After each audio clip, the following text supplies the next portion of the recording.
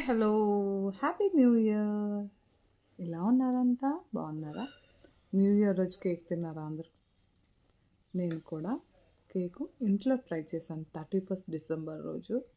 So editing చేయడం కుదరలేదు.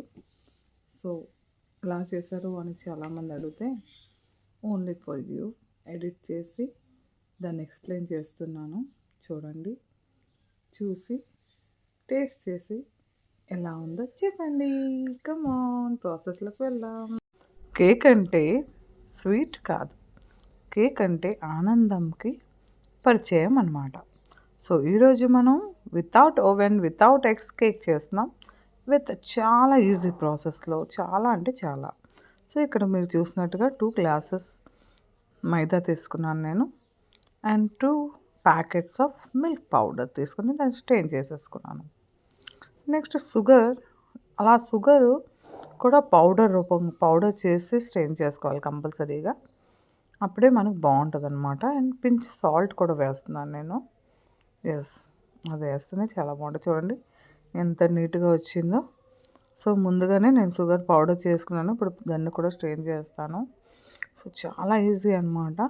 So మన దగ్గర ఓవెన్ లేదు కాబట్టి మనం ఇది చేసే అంటే ఒక సైడ్ ఇవన్నీ చేస్తూ ప్రాసెస్ కడాయిని ప్రీ హీట్ కూడా చేసుకోవాలన్నమాట.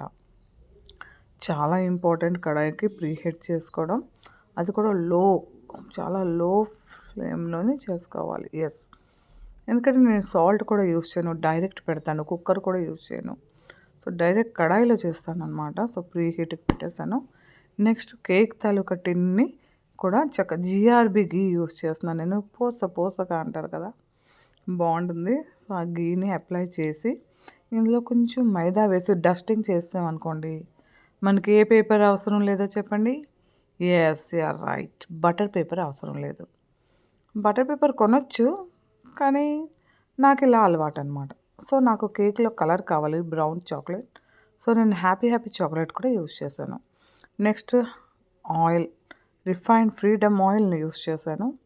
మిల్క్ ఒక గ్లాస్ యూస్ చేసి అవ్వండి మిక్స్ చేయాలన్నమాట. అయితే మిల్క్ అయితే 2 గ్లాసెస్ పడుతుంది.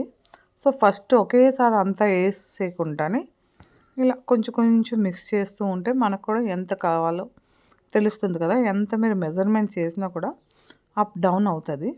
సో నాకు చాక్లెట్ కలర్ కావాలి కాబట్టి నేను కోకో పౌడర్ యూస్ చేయట్లేదు.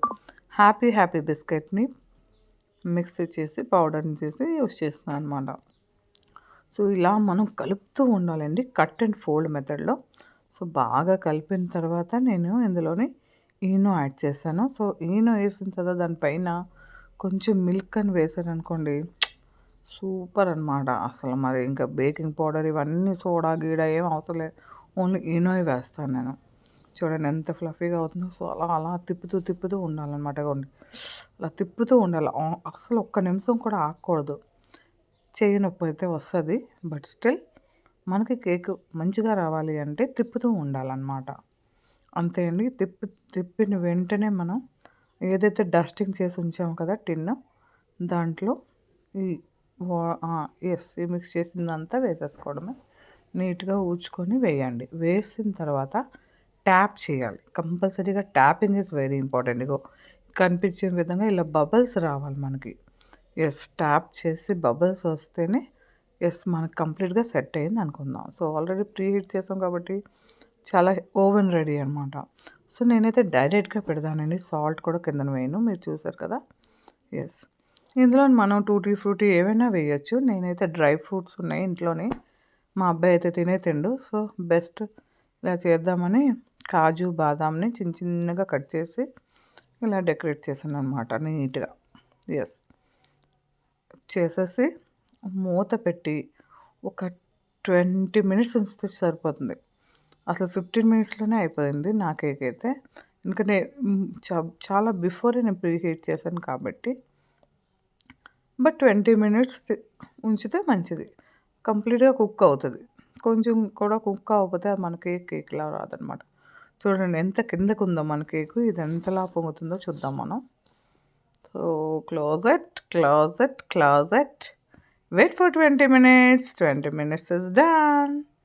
చూసారా మన కేకు అసలు ఎంతలాగా అయిందో కదా, చూసారా. Tasty tasty cake